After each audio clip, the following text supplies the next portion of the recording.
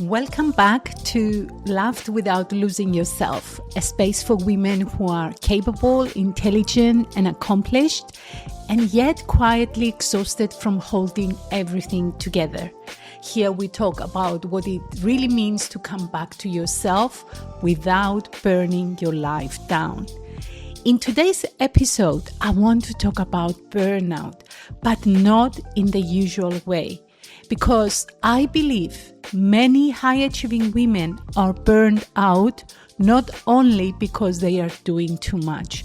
They are burned out because they have been carrying too much that no one sees. Too much responsibility, too much emotional labor, too much pressure to be fine, too much pressure to be grateful, too much pressure to be strong, too much pressure to succeed, perform, give, manage, fix, hold, support, understand, forgive, and still look grateful while doing it.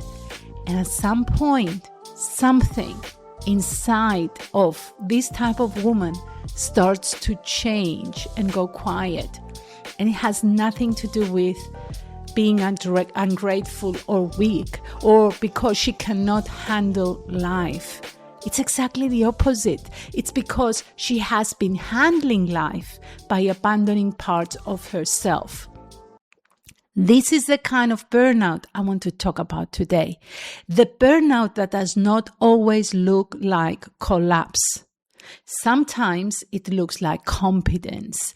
It looks like success. It looks like a woman who is still answering messages, still running meetings, still taking care everyone around her, still making dinner, still meeting deadlines, still smiling, still showing up. But inside, she feels empty. She's not rested. She doesn't feel nourished. She's not connected. She is functioning. And functioning, my friends, is not the same as being alive. This is where so many of us we get confused because we look at our lives and we think, but I should be happy. I have achieved so many things. I have a beautiful family. I have responsibilities. I have kids who need me. I have people who need me. I have no right to feel this way. And because we do not give ourselves permission to tell the truth of how we really feel, this type of exhaustion goes deeper. And it stops being simple tiredness. It becomes emotional depletion. It becomes resentment, numbness, disconnection. It becomes that strange feeling of looking at your own life and thinking, I am just an observer of my own life. And when you reach this stage, what you need isn't more rest, but an understanding of what your exhaustion is trying to tell you. Burnout is not always a calendar problem. Sometimes, yes, your calendar might be overloaded. Sometimes there might be too many meetings, too many demands, too many deadlines, too many family responsibilities, too many expectations. But for many, the deeper exhaustion is not only what is written in the calendar. It is what is hidden underneath it. It is the emotional labor of anticipating everyone's needs. It is the mental labor of remembering everything. It is the relation labor of keeping the peace. It is the identity labor of being the strong, successful woman that society expects you to be. It is the invisible pressure of not disappointing anyone. It is the constant self-editing, swallowing, the constant, it's fine, I will do it, the constant, don't worry, I've got it. And yes, maybe you do have it, but at what cost? That is the question I want you to sit with today. At what cost? Many women are praised for the very patterns that are draining them. You are praised for being reliable, for being understanding, for being productive. Praised for being low maintenance, for being strong. Our world today rewards performance, and you start to believe that performance is your identity. You forget there is a woman underneath the role, a woman with needs, with desires, with limits, a woman with a body, a woman with a nervous system, with a heart, a woman who wants to be loved and not just needed. This is what I call success exhaustion. Success exhaustion is what happens when you have built a life that works on the outside, but the way you are holding it is costing you your inner life, your spark, your aliveness. Because on the outside, you're still achieving, still being admired, still being considered capable. But your achievement is no longer coming from overflow. It is coming from pressure, from fear, from the need to keep proving that you are good enough. It is coming from guilt. It is coming from the belief that if you stop, everything you worked so hard might fall apart. And maybe part of you is secretly angry that everyone lets you carry so much. But another part of you has trained them to expect it. And this is a difficult truth to accept. And yet, it is so important to understand, because to change this pattern, because we are talking about a pattern, we are talking about a misconception taught to us by culture, by society. So to change this pattern, you must first be honest about how you got here.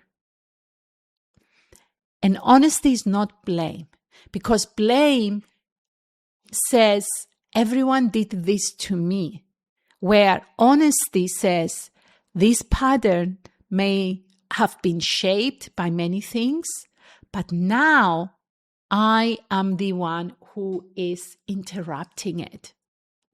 So let's look at 4 hidden drivers of this kind of burnout to help you understand even more the cause of it. The first one is approval-driven achievement. This is when success is not only about purpose, contribution, or joy. This is where success becomes about being seen as good enough, being respected, chosen, admired, being needed, being beyond criticism. And this is very quiet at the beginning, because achievement can be beautiful. Ambition can be beautiful. Leadership and excellence can be beautiful. And the problem, please understand this, is not that you want to succeed. It becomes a problem when success becomes the place where you try to earn safety, love, approval, or considered as worthy. Then achievement stops being clean. This is when achievement stops being clean. It becomes heavy, because you are no longer simply creating. You start to perform. You are no longer growing. You get into the pattern of proving your worth. You are no longer serving. What you're doing is to try to secure your place in other people's eyes. And this is where it starts to being exhausting. The second hidden driver is emotional over-responsibility. This is when you feel responsible, not only for what you do, but for how everyone else feels. So you start managing the mood in the room. You soften your truth so no one reacts badly. You say yes because someone might be disappointed if you say no. You stay silent because you don't want to make people uncomfortable. You over-explain because you don't want to be misunderstood. You carry guilt for needs that are not yours to carry. You become hyper-aware of everyone else's emotional state in the room, but you get disconnected from your own because you cannot handle both. It's either their state or yours. And after years of this, you may not even know what you feel anymore.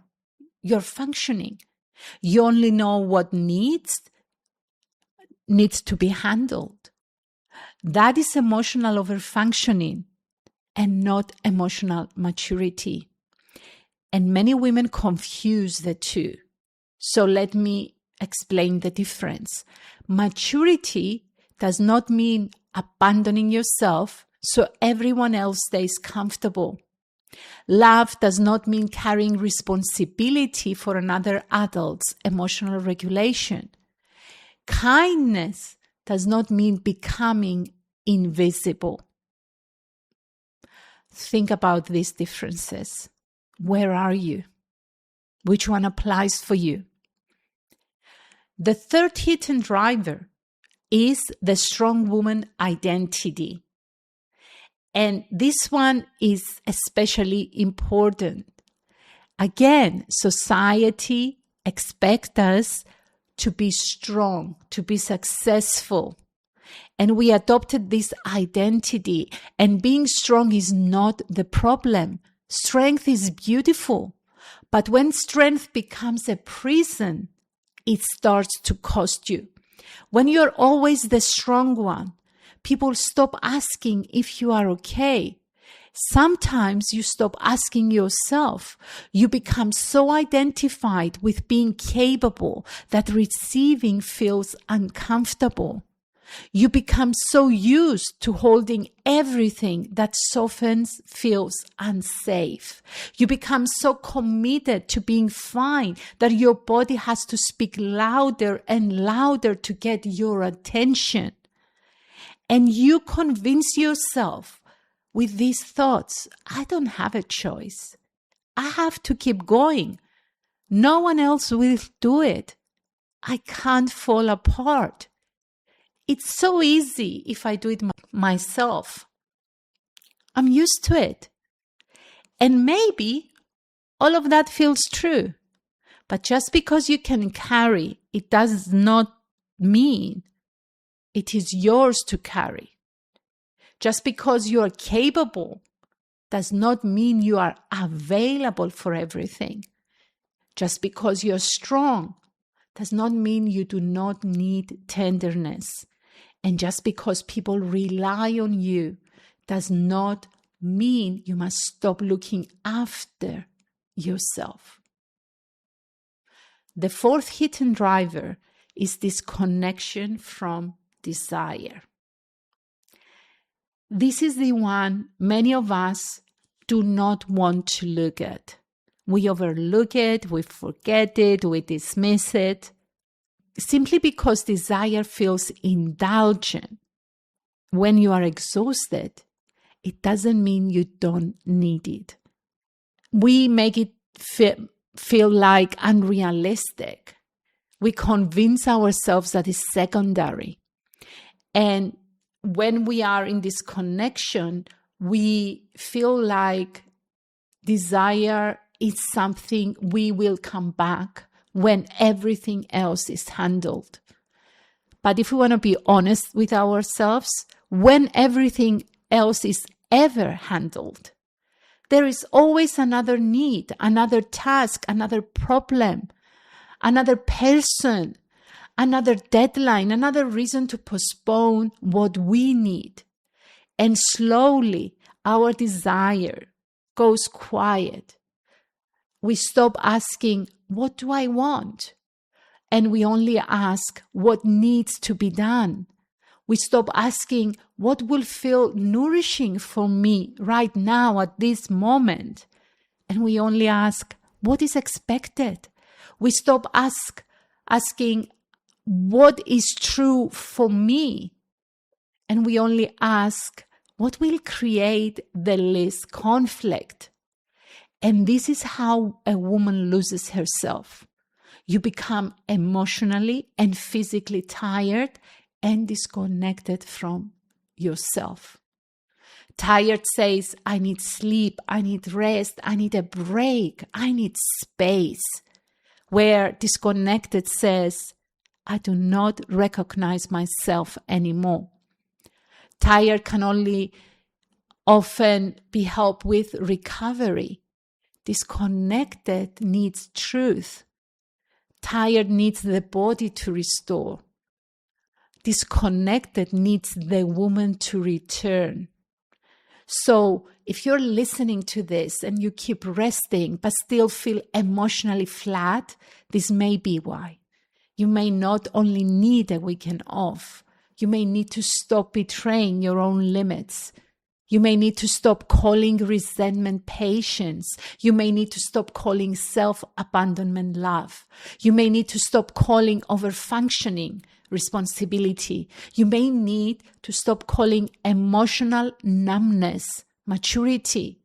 You may need to stop calling survival balance. That is the deeper work, my friends. And this is exactly why I created Love Without Losing Yourself. Because all those reasons I gave you above, that was me.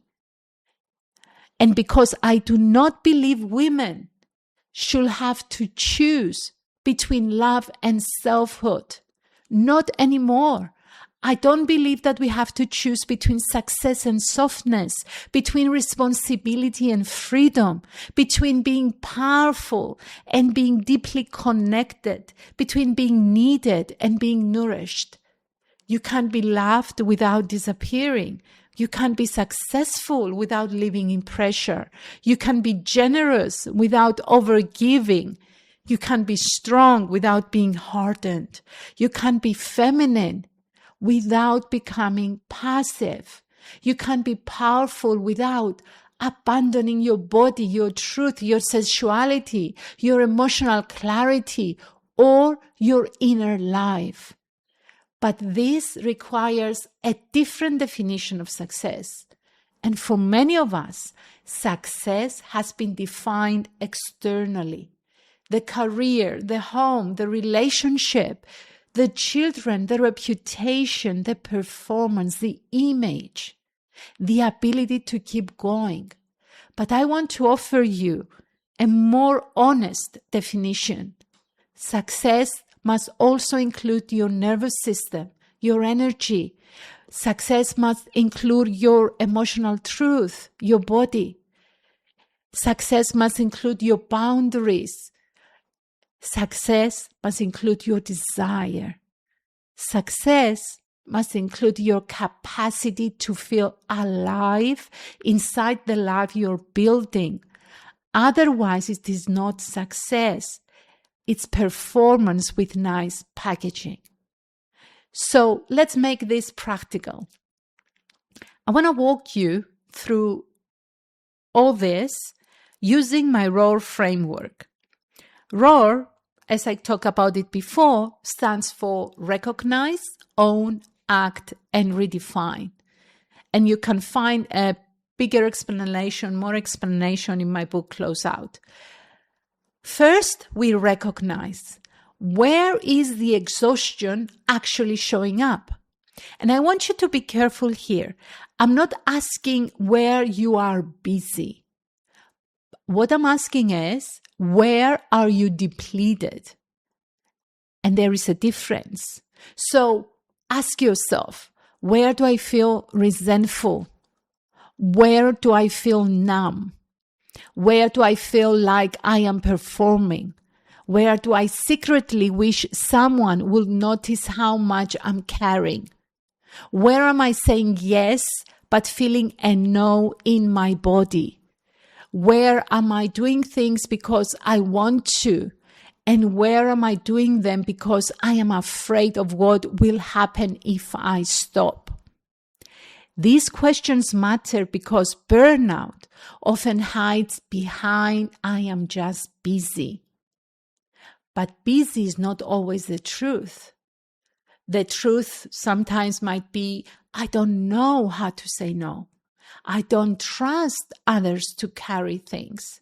I am afraid people will leave if I disappoint them.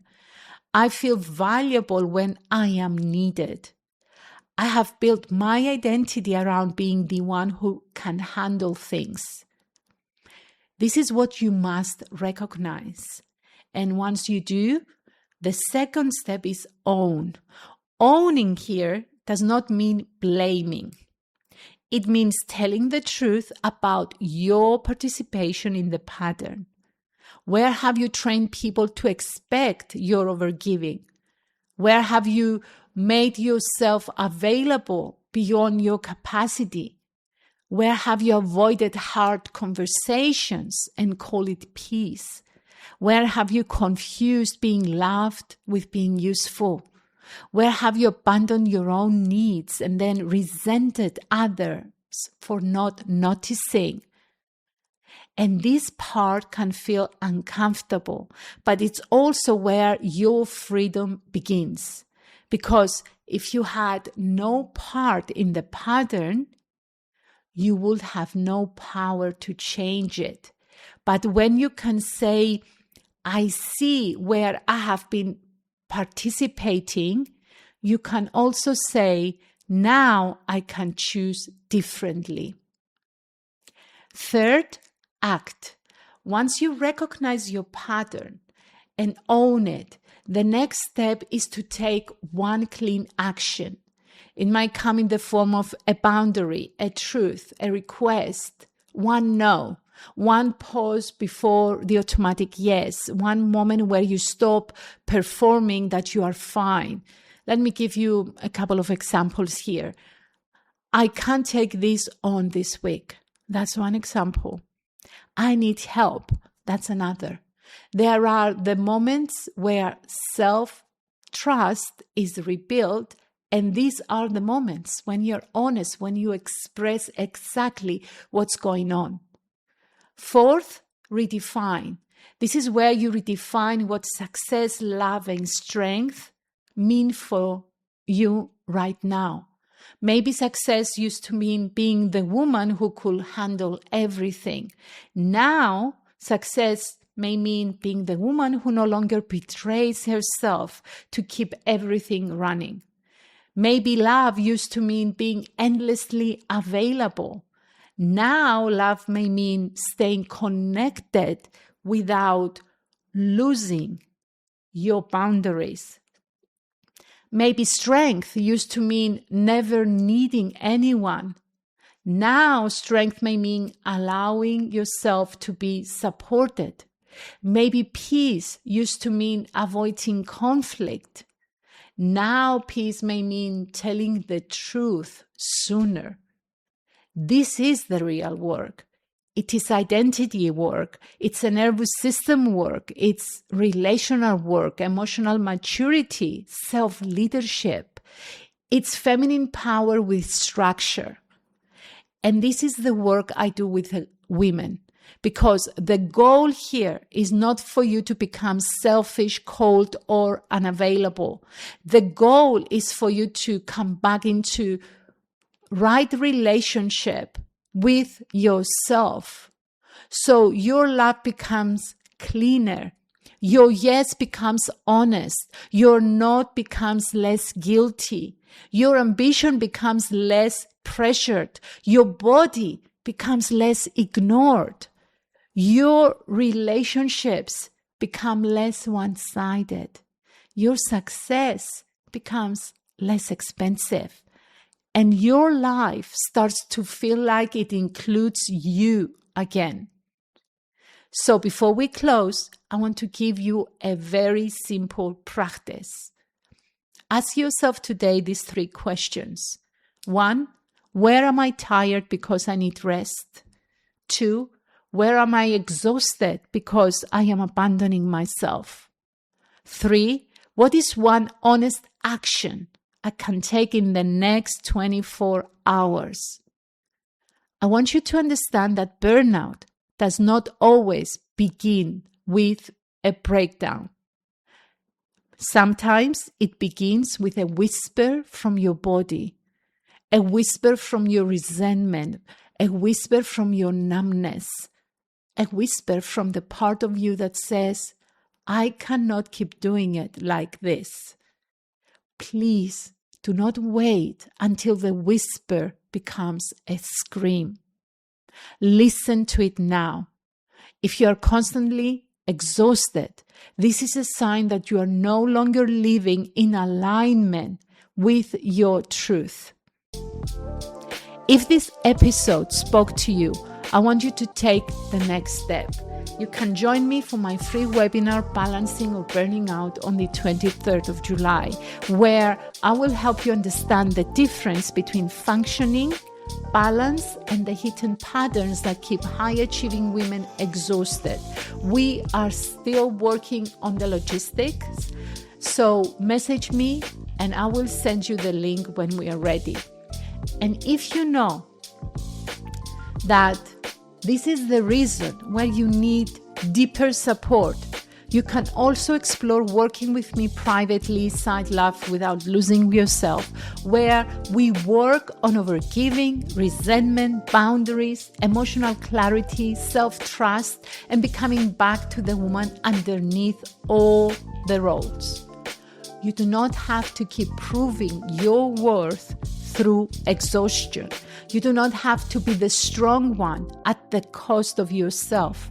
You can be deeply loved, successful, powerful, sensual, and emotionally free without the need to abandon yourself. That is the work, and that is the woman you are returning to. I will see you in the next episode. Much love.